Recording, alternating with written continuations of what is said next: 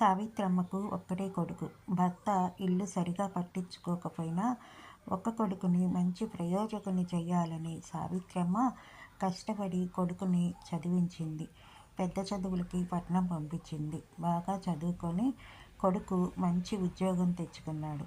ఆ తల్లి చాలా సంతోషించింది. నా కొడుకు మంచి ప్రయోజకుడు అయ్యాడని ఎంతో ఆనందించింది. కానీ కొడుకు పట్నంలో వేరొక అమ్మాయిని ప్రేమించి పెళ్లి చేసుకున్నాడు. కానీ ఆ విషయం సావిత్రమ్మ తట్టుకోలేకపోయింది. ఎంతో గారాబంగా పెంచిన కొడుకు ఇలా చేశాడని కొడుకుని తన గడప తొక్కవద్దని గట్టిగా చెప్పేసింది.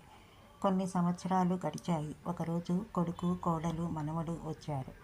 "ఎందుకు వచ్చావు నువ్వు?" అని గట్టిగా అరిసింది. "అమ్మా, నేను చేసింది తప్పే, కానీ నిన్ను వదిలి నేను ఉండలేకపోతున్నానమ్మా. దయచేసి నన్ను క్షమించు" అని తల్లిని వేడుకున్నాడు. కానీ సావిత్రమ్మ కోపం తగ్గలేదు.